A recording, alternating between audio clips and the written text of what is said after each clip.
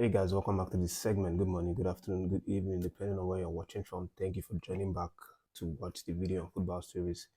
Of course, you know what I'm here to do now. I'm here to give you guys updates relating to Super Eagles and the players, and still on Victor Osimhen's situation.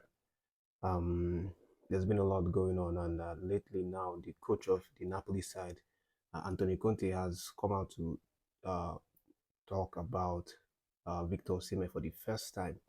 After the news came out that he was effectively banned from the first squad. And what he said now is no good news, of course, for our brother because he has now confirmed that Victor Osimhen is not going to be reintegrated back into the squad. In fact, in his own words, he said, uh, no, we will not reintegrate any player. Decisions are made. We move in that direction. That's what he said. And then that obviously confirms that Victor Osimhen is not going to be brought back into the squad, despite uh, his shirt number still left for him. The whole story, the news came out that Lukaku was going to take his shirt number, but in the end, he still kept his shirt number. But he's not going to be rejoining the team, and the head coach now has confirmed. There's also a statement from Napoli's director, in person of Mana. He said that Osimhen decided not to play for the club anymore. Osimhen decided not to play for our club last year. We tried to help, so there was a negotiation, but the deal didn't happen.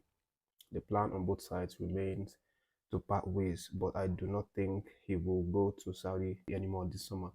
So basically, this is just uh, end of the journey or end of the story for Victor Osimhen and Napoli because um, these people are the owners of the club. The coach himself that's going to take charge of this season has effectively ruled him out. Because when you look at what's happening right now, you would know that this has always been like the plan for Napoli to get rid of Victor Osimhen.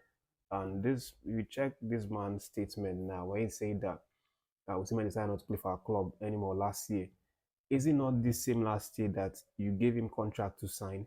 It was this same last year that Osimhen wanted to move, and the club contracted him to extend a contract for one more year, whereby they put a ridiculous amount of release clause on his head.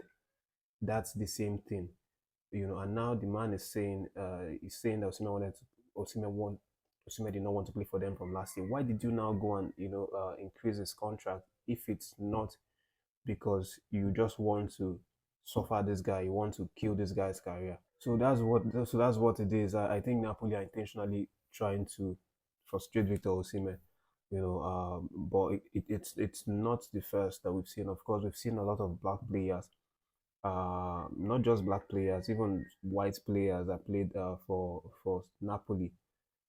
They didn't have a very good ending. I can mention a couple of them. For black players, we have a more recent one. The guy that moved to Chelsea, Koulibaly, had an issue before he left the club. And then for white players, I think Cavani left the club not so happy. Even the likes of Marek Hamsik, I think he also had issues with the club as well. So this just goes to show you how this club really treats their player. And it's not just about the fans. A lot of people are angry about how Napoli handled the Victor Osimhen situation. And one man has now voiced out, the Paris Saint-Germain head coach, Luis Enrique. He talked about how annoying this situation was for him because he also was in the market to get a top striker that could get him a lot of goals this season. Of course, he lost a number of players. Mbappe went to Real Madrid, and then he lost Ramos to a long-term injury. So he wanted to be in the market to get a striker, but he said he was angered because of the way Napoli treated the case, the huge amount of money that they put on the Osimhen side, and their inability to be straightforward in negotiation. Luis Enrique said that in his word, he wanted to hire some players, but their price was too high.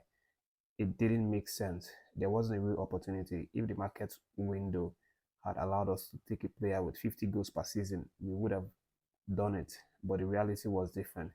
So obviously, he's not mentioning Victor Osimhen's name and Napoli, in this quotes, but you obviously know that he's talking about Victor Osimhen and Napoli because he's talking about price, high price, for player, unreasonable high price, set on this player, and then their their inability to be straightforward in the deal. So just about, everybody is really really angry with the way Napoli treated this team, and it's so annoying. It's so heartbreaking to think that a player that actually helped you to a historic finish, a historic season, uh, last two seasons, is now being treated as someone who is a nobody, someone who doesn't matter. But again, Victor Osimhen may have failed to move out of Napoli, but he's still not a terrible loser in this situation because, of course, Napoli is still contracted to Napoli until 2026. That's when his contract is going to expire, and he's still on wages.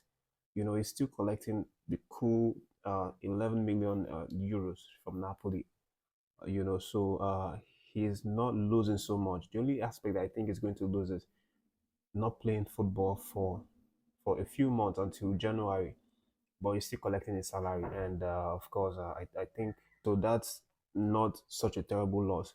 And when January comes and other clubs come in to try and sign him, I think his value in the transfer market will also be affected. Not just his transfer value, but also his abilities, the trust that these clubs will have in him to deliver, because they will now start to think that okay, he's not been able to play for a couple of months. Is he still good enough? Will he still be able to impact games? Will he still be able to get us victories? All these kinds of things. So these are like the areas that Osimhen is going to be affected. But in terms of finance, he's still making all the money. All the money. He's still Napoli's highest paid player, of course.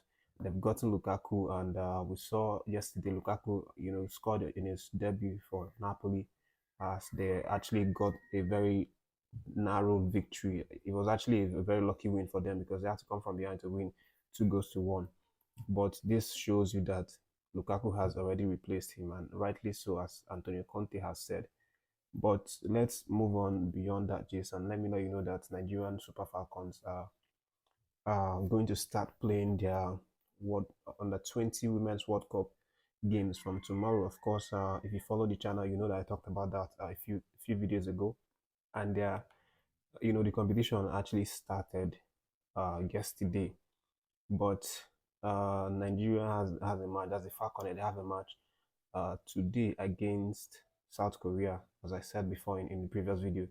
So lots of preparations for that one. They actually played 2 friendlies. If you follow the channel, please do well to subscribe to the channel if you've not done so, and turn on the bell notification so you get all these updates. So we actually played 2 friendlies leading up to this game. Tomorrow. The first one was against Australia, which we won 2 goals to 1. I talked about that, and then I didn't talk about the second friendly, which we played against Mexico. We actually lost that friendly against Mexico, and it was a 1-0 loss. Mexico is also a very strong side. They are part of the competition. Like they also qualified. They played yesterday, I think, against Cameroon, and played at a 2-2 draw. So uh, the stage is set. The competition has already started. Chris Daniel will be hoping to make a really big statement with the Falconets as he leads the girls tomorrow to play South Korea. I'll let you guys know, all the updates that you need to know about this. So make sure you subscribe to the channel, and then turn on the bell notification. But that's the video for this minute. Thanks for watching. Happy Sunday to you, and stick around. More videos coming in the later hour.